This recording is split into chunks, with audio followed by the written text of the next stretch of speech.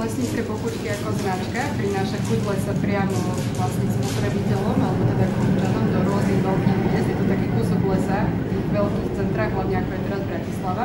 Každý jeden produkt je veľmi výnimočný, lebo pochádza z celého Slovenska. Máme tu syrup zo smrekových výhonkov, ktoré zbierajú naše robotničky v hlbokých lesoch Oravy. Máme tu divinu, ktorá je zo štátnych revírov v rámci aktívneho manažmentu a starostlivosti o zver. Takýmto spôsobom vlastne tú pridanú hodnotu prinášame občanom, kde si tú divinu môžu zakúpiť.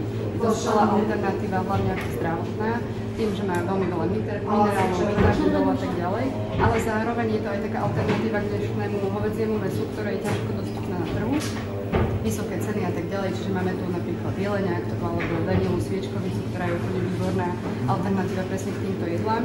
Poskytujeme tu napríklad aj pre našich zákazníkov, ktorí nevedia, ako spracovať divinu, aj vlastne knižku kuchárskú, plnú receptor, ako spracovať s tou divinou, lebo možno nie každý bol s tým v kontakte, preto to mesto je trošku iné.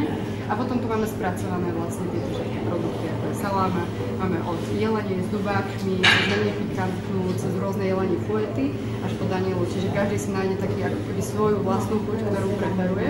A zároveň potom tu máme konzervy, sviečkovicu, pripravené už hotové jedlá, ktoré keď napríklad nikto sa bojí ísť do tej diviny a takýmto spôsobom si to môže vlastne vychutnať doma bez akékoľvek námahy. Ďalej tu máme šípky, ktoré máme spracované aj ako divinu, potom aj ako šípkový olej, ako kozmetický vlastne doplnok. A toto je výborné, lebo máme projekt Zber šípok z lesmi seba, kde zapájame školy. Oni chodia vlastne zbierať tieto šípky do lesu a tak ďalej v rámci aj nejakej edukácie.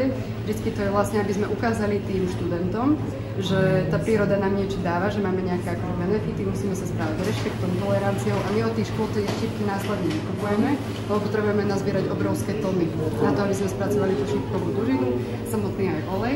A čo je úplne najlepšie, že tie šípkové produkty, ktoré tu máme, sa dajú použiť potom aj v tej divine.